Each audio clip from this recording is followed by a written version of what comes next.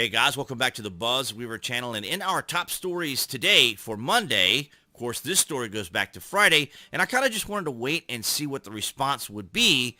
So we carried it over until Monday. So from the Daily Wire, new PayPal policy lets company pull $2,500 from users' accounts if they promote misinformation. So here we are, ladies and gentlemen, yet again in this battle over words, ideas, philosophies, and worldview. A new policy update from PayPal will permit the firm to sanction users who advance purported misinformation or present risk to users' well-being with fines of up to $2,500 per offense. Now, how many times have we talked about the various funding agencies and platforms out there where we know individuals, particularly conservatives, individuals on the right, are constantly punished by these particular maneuvers and or policies in terms of service within these platforms? It's very interesting, is it not? How many times have we ever covered the left complaining about these things? But we'll get into that because they have their own options. They have their own services out there. So we'll get into that here momentarily. The financial services company, which has repeatedly deplatformed organizations and individual commentators, mostly on the right and conservatives, for their political views, will expand its existing list of prohibited activities on November 3rd. Among the changes, the prohibitions on the sending, posting, and publication of any messages, content, or materials that promote misinformation or present a risk to users' safety or well-being. That's always understood in most terms of service. Users are also barred from the promotion of hate, violence, racial, or other forms of intolerance that is discriminatory. And of course, these are the same reasons why we talk about how hate speech would never work in the United States as a law, because it's going to be a matter of interpretation. As we see here, it is a matter of interpretation here to determine, because we've already seen these financial groups like Patreon, GoFundMe, and now PayPal creating these policies to use against individuals that, don't match their ideologies or philosophies and worldview, and they mostly lean left. And we have talked about this quite often. But now we're seeing the blowback. This is why I wanted to wait until Monday. From the Washington Post, we'll skip down because he introduces it with all his normal fluffiness.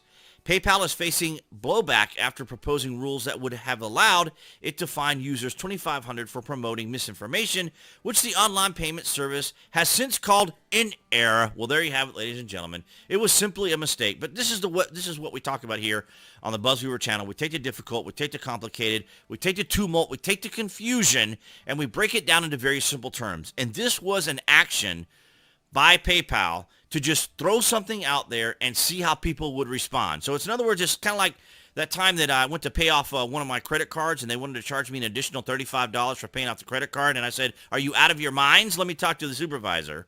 Obviously I said it more calmly than that, but nonetheless, yeah, it's just to see if people will actually do it. It's just templates. They're just probing. They're just throwing things out there to see what sticks. Their litmus test to see whether or not they can proceed with this. And then if they get blowback, then, they'll deal with it.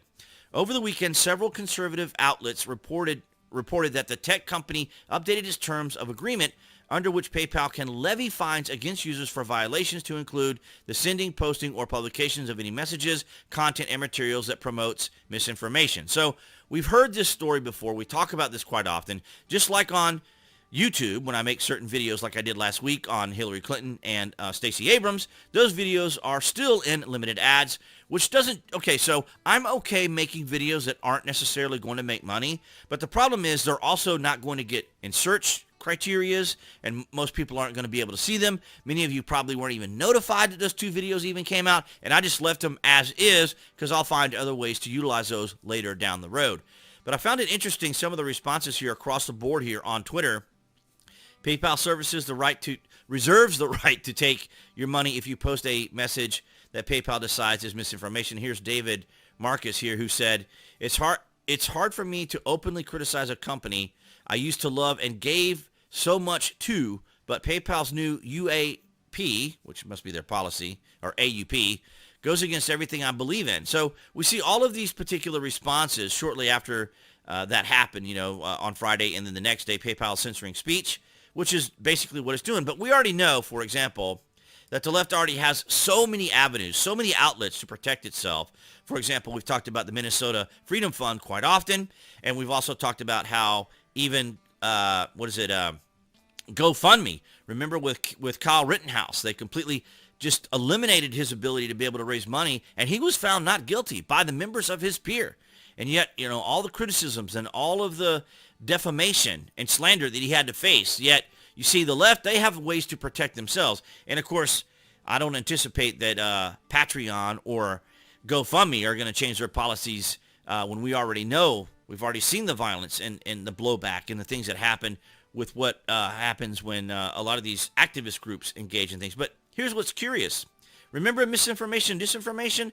Mueller report finds no evidence of Russian collusion. So what were they doing for 2 years but perpetuating a fabricated story?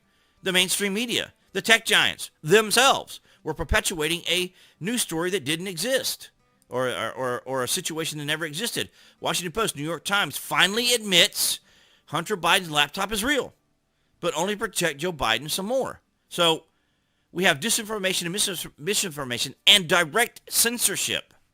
Direct censorship. Yet when it comes to President Trump, he's still attacked. Senate acquits Trump for inciting Capitol riot, even as bipartisan majority votes to convict. So it's amazing, is it not? As I just said, how in the world are you going to be able to create something in the United States like hate speech when it comes down to whoever's in control? And that's exactly what's happening now. And as we talk about here on the BuzWeaver channel, we talked about this before.